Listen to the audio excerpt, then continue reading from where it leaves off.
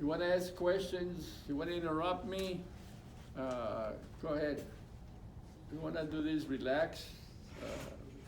So I come here, and when I come in this area, I live in Fresno now, but when I come here, it reminds me of my childhood, because we were migrants at that time. In my life, we were all, the Hispanic people were migrants. We traveled.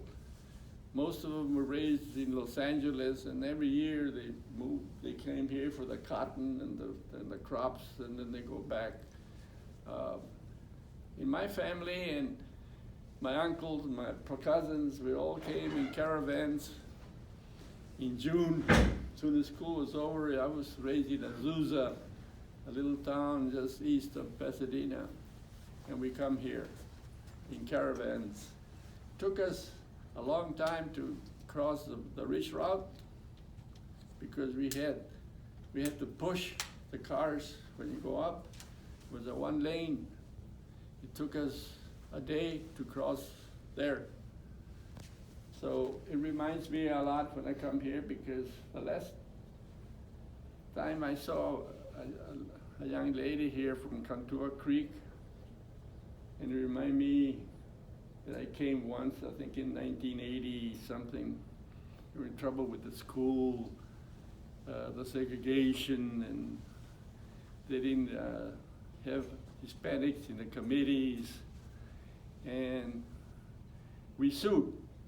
I worked, after I left the union, I worked with the California legal system. Rural assistance. And we came with some lawyers to fight here in the school in Cantua Creek. And I was reminding me that I got into a hassle with a couple of teachers, because they were degrading us. The committee, they didn't have Hispanics, and some other Hispanics, when we went into the hearing, they divided the teachers' angles were there, and here are the Hispanics over here. And one of the teachers got up and said to one of the students, one of the parents, upset because, how dare you be against us? I used to take your kids to the games, and this is ungrateful. Really made me mad. And when those two teachers went to the school, to the room, I followed them, and I cussed them out. And later on, they called me and made a complaint to the organization, because they called me that I was like a white shark. So they remind me today about that. I also remind that I work here. And when we got stuck in Oroloma, called the Hamburg Ranch in 1943, in the cotton and the shacks, the mud, I remember all that. It was, we were 8, 9 in our family, and during the war, all the brothers got drafted. In the barrios were the first ones to get drafted. All my brothers got drafted. We had 4 brothers drafted right after the war. And we used to be in Hamburg Ranch, picking cotton. And in 43, there were no workers, because they all got drafted. So my brother Benny was supposed to be, well, the best tractor driver, lister. I remember Hamburg telling my brother, my father, that if you stay, because we used to go in December, we go back home. If you stay, I will get a deferment for Benny. You didn't have to go to the war. So my mother immediately agreed. So those 3 years is perhaps one of my worst years of my life. And we had to stay there because of that. And then one day, my father and Sam Hamburg got in a battle, and then they kicked us out of the camp. So we had to go to Los Baños. There was no gas. We couldn't go back, so we had a drop. So I know all about Fireball and Mendota and Los Baños and Dos Palos. And I was born in Dos Palos. Why? There's a road called San Juan. Hamburg had a camp there. And in 1927, I was born there. So I'm part of the valley. I want you to know that. So, well, we all got drafted. I got drafted out of 1946 out of the labor camp, and my mother got a house in Los Baños. We didn't go back to Susa. So I had a brother who was a prisoner of war. Two of them wounded. One lost a year in the Philippines. And in 1947, 48, I was overseas in the occupation in Japan, came back. And when we came back, guess where we went to work? Back to the fields. The Anglos all got GI Bill of Rights. We didn't. We didn't qualify. So we all went back to the fields and that sort of thing. Upset me a lot because we couldn't get jobs. I went back to the fields and got into a fight with a labor contractor, and I told the rest of the workers, let's strike. So we struck.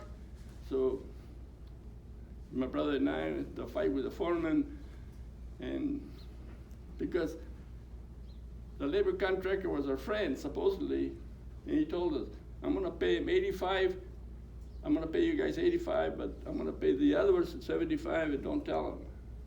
And then we got into a fight with the foreman. So I thought I'd strike, and I did. My brother and I were the only ones that walked out. So we had to walk home. My experience, number one. So I wanted to change things, and there was nothing for us. And the workers that used to come from Imperial Valley for the melons here, Mendota, especially here to Coit, one of the biggest. And some of those workers that used to come from Brawley were experienced on striking and fighting. And we started striking, but we didn't have to strike because when most of the workers in the field were ex-GIs, so there was a braceros, so the competitor was a braceros, terrible program. I might say that bracero program, the Nisis, they got Japanese, they went Americans into camps, is two bad black guys this country has, because the bracero program was a slave program, and the Nisis, Americans, were put in concentration, I call them concentration camp. So I had that in my head all the time, anger. And I told my mother, when I told her what was happening and how they treat us, and my mother said, hijo, hay justicia, tienes que pelear. Para ganar justicia, tienes que pelear. Por eso nos venimos de México. Understand? Everybody understands Spanish here. So that's what I did. I started a group. We call it Club Mexico. And we did get organized. But the people didn't want to fight like I wanted to fight. 16th of September, barbecues and dancing and barbecues. And I wanted yo quería pelear, yo quería chingazos, and people weren't into it.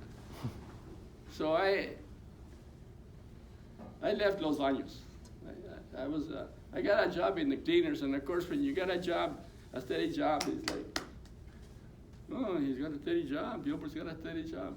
Anyway, I got into a battle there too, in 55, and then I went to Hanford, because another job there. And there is where I was my eyes got open, and then I really got involved. It was 55. And some of the people that there were organized, called Community Service Organization, CSO. It was organized by all GIs then. Edward Roybal, who later on in Los Angeles started the first chapter of the community service. It was a community organization. It was a community, it was not a political organization, it was a community organization. We were not involved it was a non-sectarian, non-political, but organized. The CSO was the best organized group ever. And that's when I learned that in 1954, the Bloody Christmas in LA, this is a story of some GIs who came back and they were drinking in a bar and there was a hassle, and then the cops came. It was Christmas. And the cops were drunk. And they called them and they arrested all these kids, 7 or 8 kids. One of them ran and went home. And they arrested these kids and they beat them up viciously, that they had to take them to the hospital because they broke their legs, they broke their jaws. And that's for the first time a Chicano group called Community Service Organization protested and went into a fight with the city of Los Angeles. And the president of the chapter then was Antonio Rios, who was a tough, smart, intelligent man, fighting the city hall. And they arrested him, and they beat him up. Anyway, it's called the Battle of Bloody Christmas. It made movies, and I don't remember the name of the movie. They put a little bit of the history of what we call the Bloody Christmas. That was what got me involved.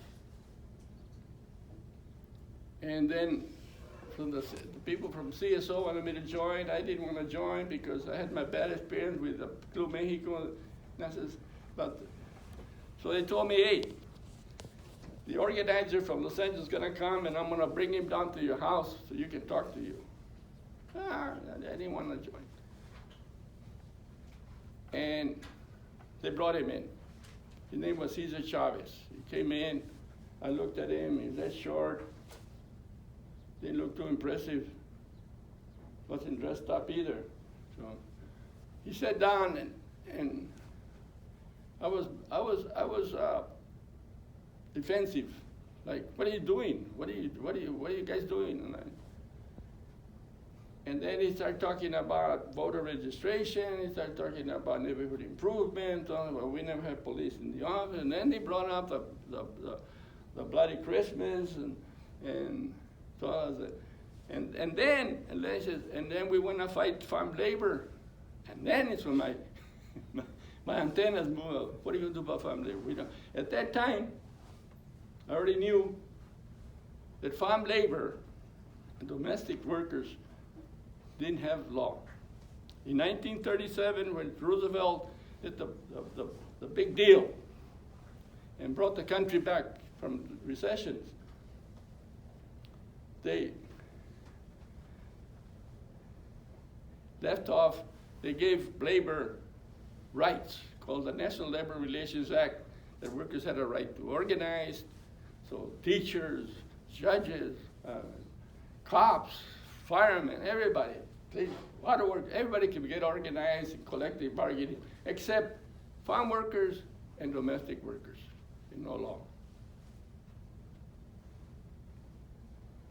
And in CSO, he brought that up, that we're going to work for unemployment, we're going to do that.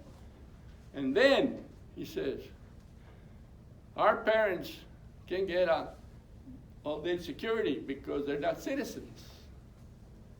And we have a program making people citizens. Every chapter had making citizens. They themselves brought in the teachers. They themselves made them citizens to get assistance. and they couldn't get assistance. They couldn't get citizenship because they didn't know the language and they don't know how to write.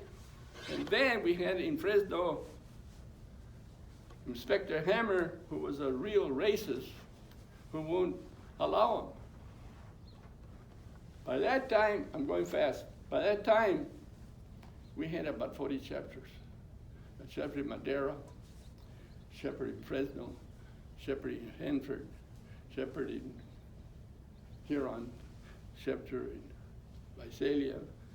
And I remember when we went to fight because Hammer would not allow them to speak, and they had their membership card said Community Service Organization, and Hammer said, this is a communist organization, and give me your cards. He took the cards and won't give them back to him. So Caesar organized a meeting with Hammer to complain. And we went. The chapter from Madera, her name, she was a woman, she was Lopez, and all these people from Visalia, from Hanford, from Kirkland came here to Fresno to see Hammer, to complain to Hammer. And Caesar was the organizer, and he was saying we were communists, and we started arguing, and most of the CSO chapters, they were well dressed and they wanted to be nice to Hammer, sir, and all that sort of thing. And then Caesar goes up. Caesar's that short and Hammer's that tall, and the corner was about that high. And he was one of the back people that had. And I says, give him back the cards. So he threw them there. And he fell on the floor. And Caesar said, pick him up, you son of a bitch.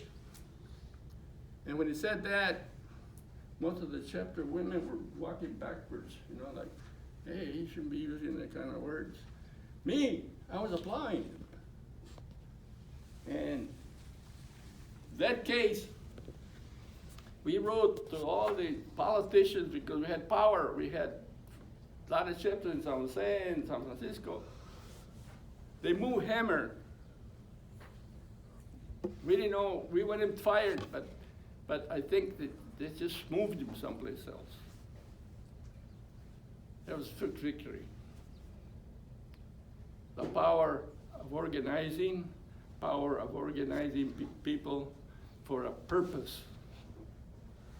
Not for me, not for dancing and making barbecue, but for something for the community. And I got hooked. I joined for life. That was my first experience. And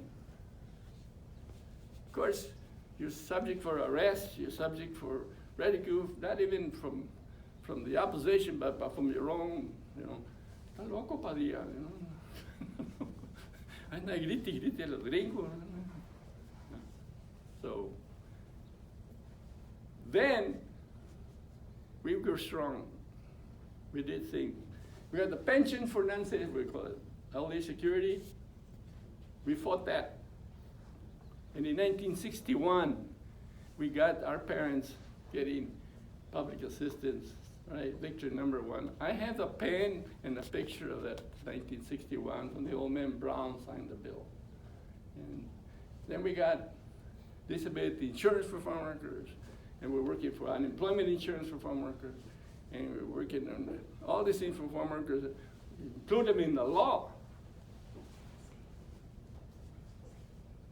But CSO became powerful, and also the leadership became powerful and knowledgeable, all right? So now Roy Ball runs for Congress, for city council, and wins, and then later on he becomes congressman. And then in 1962, we wanted to do the same thing for farm workers, include them in the law.